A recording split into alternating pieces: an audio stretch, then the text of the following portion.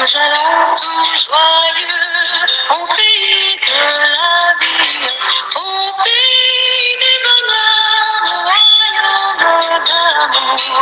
Vous qui marchez encore, sans Dieu dans la folie, vous dites et voulez-vous y venir dès ce jour? Voulez-vous y venir dès ce jour?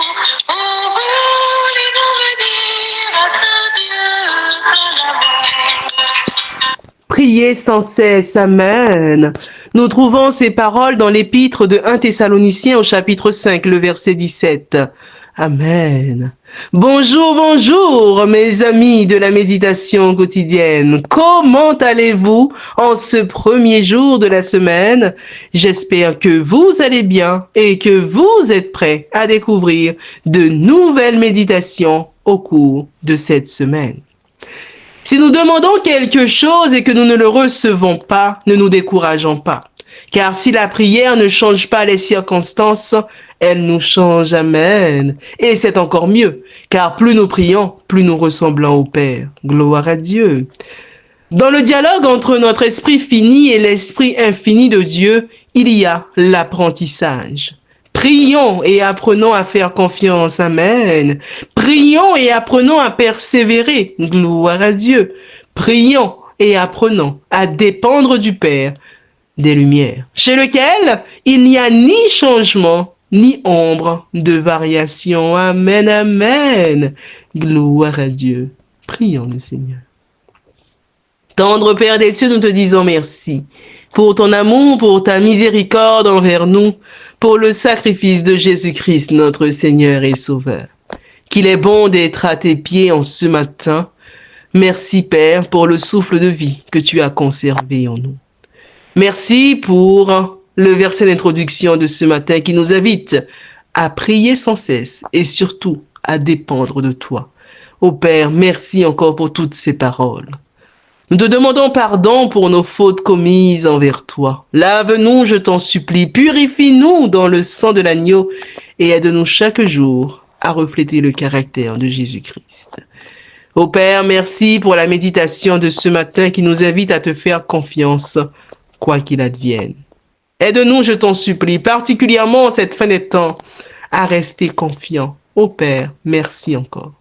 Nous te prions pour toutes les personnes qui crient à toi. Puisses-tu visiter, consoler, puisses-tu dire un mot. Merci encore pour tout. Je ne t'ai pas prié parce que je suis bonne et digne à tes yeux, mais je t'ai prié dans le précieux nom de Jésus-Christ, ton Fils, qui vit et qui demeure au siècle des siècles. Amen. Mes amis, notre méditation de ce matin a pour titre « L'enfant qui put le réaliser ». Amen. Notre verset à mémoriser, nous le trouvons dans le livre de Marc au chapitre 9, le verset 23, qui nous dit ceci. Jésus lui dit « Si tu peux, tout est possible à celui qui croit. » Amen. Ce matin, je vais vous raconter une expérience pour le chrétien. On raconte l'histoire de deux enfants qui patinaient allègrement sur un lac gelé. Soudain, la glace se rompit et l'un d'eux tomba dans les eaux glacées. Le courant interne l'entraîna à plusieurs mètres sous la glace et la seule façon de le sauver était de rompre la glace qui le recouvrait. L'autre enfant commença à crier au secours, mais personne ne lui répondit.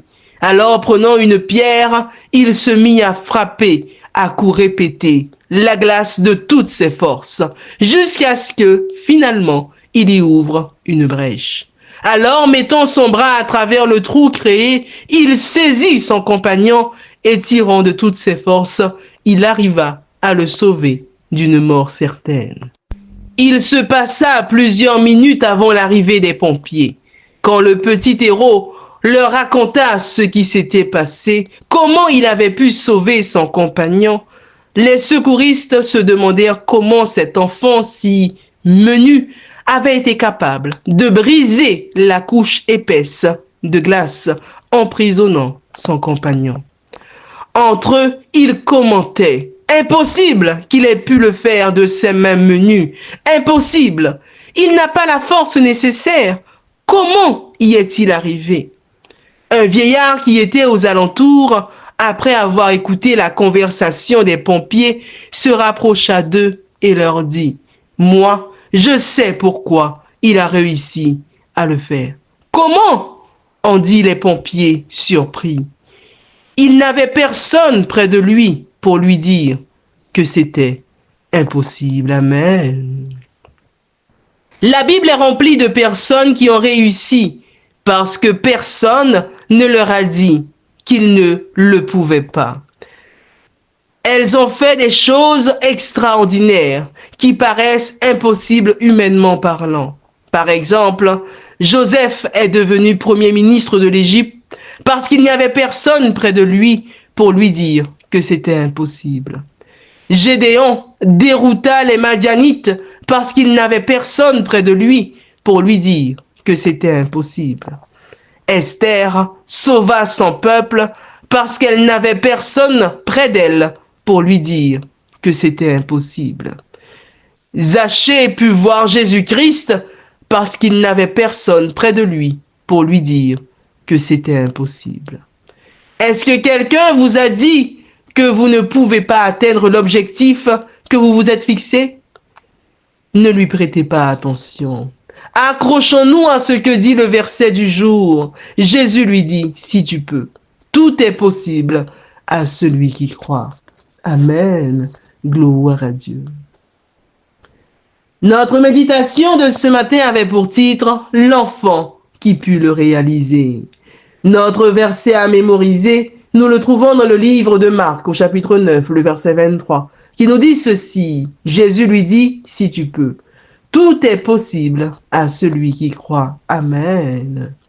Oui, mes amis, avec Dieu, celui qui cesse de se confier en ses propres talents et décide de croire, fera ce qui lui serait impossible autrement. Amen. Si l'enfant de notre méditation a pu le faire, nous aussi, nous pouvons réussir. Gloire à Dieu. Amen. C'est sur ces paroles que je vous souhaite une excellente journée dans le Seigneur. Que Dieu vous bénisse. Et je vous dis à mercredi, Dieu voulant, pour notre histoire biblique de la semaine.